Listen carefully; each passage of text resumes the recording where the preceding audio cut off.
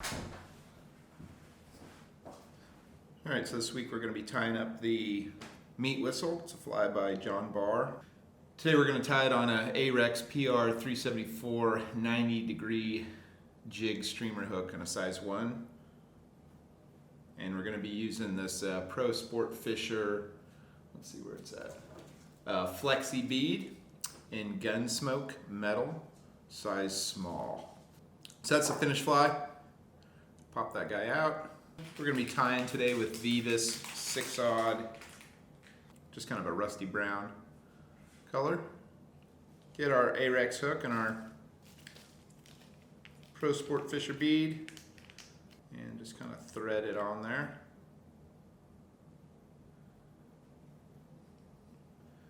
Make a thread base.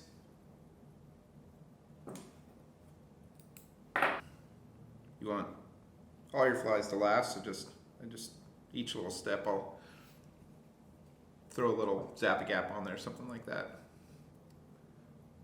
There we go.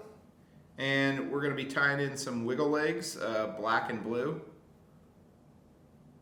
Tie the black side in on the bottom right here. That little touch of zappy gap too helps these legs, well, never mind, I was going to say, usually it helps them from not rolling or stops them from rolling around the hook like that. Just got to shift them a little bit. Wrap it back to about the point of the hook. Cut that excess off if we want. Yeah, it's pretty cool. I heard somebody say, I think it was Kelly Gallup, that when crawdads molt and they're super vulnerable, their craws are blue, so that's just kind of like a hot spot back there. Then we're going to grab our, it's a micro rabbit and a crawfish orange color, this guy. I'm going to pierce it right through the hide. You don't want to have too long of a tail back there, but it's just kind of personal preference. Really long tails will foul a lot more. So just pierce it right there. They use coral braid or something similar in the original pattern. I'm just using some Ice Dub UV hot orange. Gonna dub it on the thread there and just walk that forward. Not all the way to the bead there. We want to leave some room because we're going to tie some other materials in. So, give yourself about another bead's width distance when you stop there. We're just going to tie this rabbit in. If you separate the fur from the hide, you get a better tie-in point.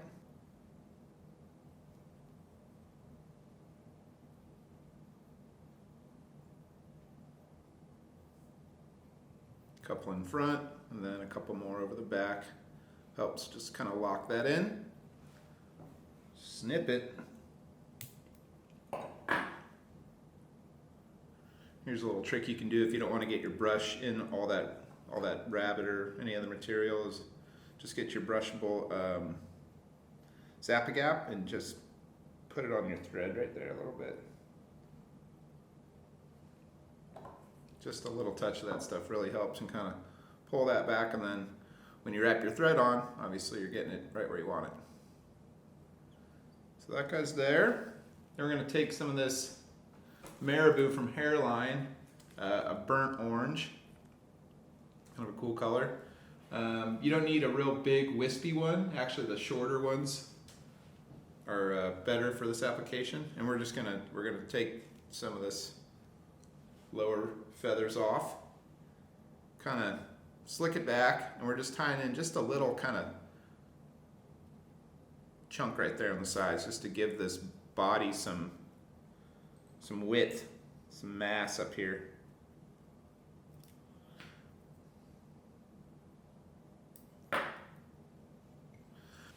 Grab another one and tie it on the other side. Same exact thing. Kind of slick it.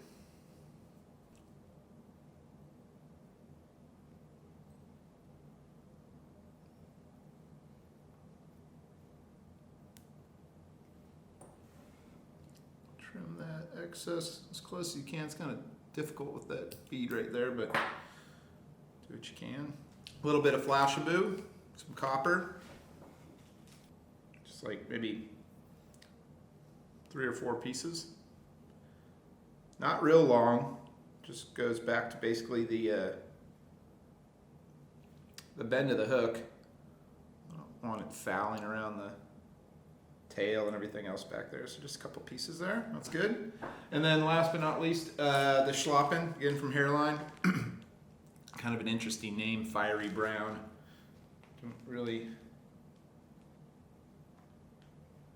see the fiery in this one, but just a normal little feather there, and just like you'd finish basically any other fly with a Schlappen collar.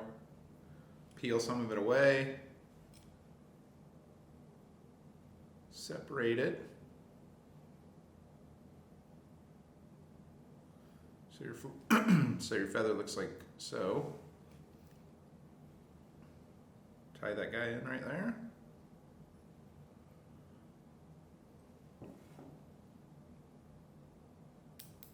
Oops.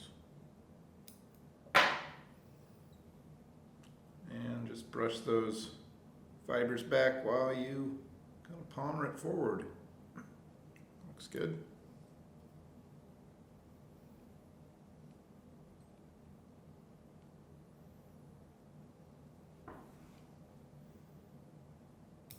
What we're going to do here is that same technique, kind of brush some zap-a-gap on that thread.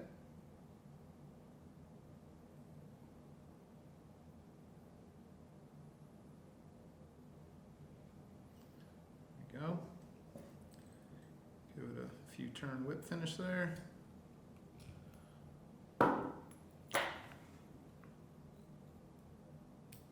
So then what you want to do is grab that bead and kind of push it right up against all those fibers and start your thread in front of it.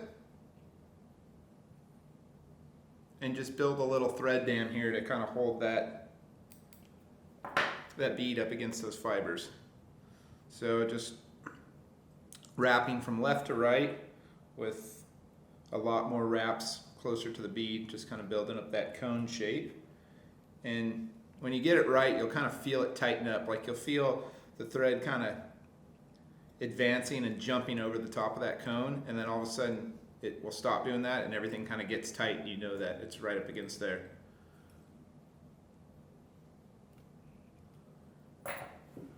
And then for this guy, I like to utilize the Pro Sportfisher UV Cure.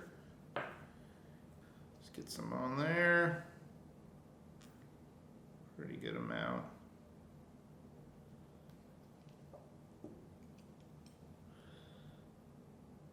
Just get it all up in there. Cover that whole thread. And then just hit it with your UV light.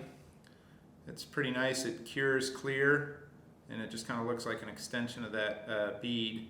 Fortunately, I got some zap-a-gap on my bead, so it's not the prettiest finished fly I've ever done. But it will fish nonetheless. And that's it. Pretty easy, pretty simple, quick little tie. It's got some good action. It's got a jig hook like that. Nice weight to it. Just a little simple crawdad streamer pattern. Works for trout, works for smallmouth bass. You know, carp would probably even eat that. Right place, right time. Yep, that's it. John Barr's meat whistle.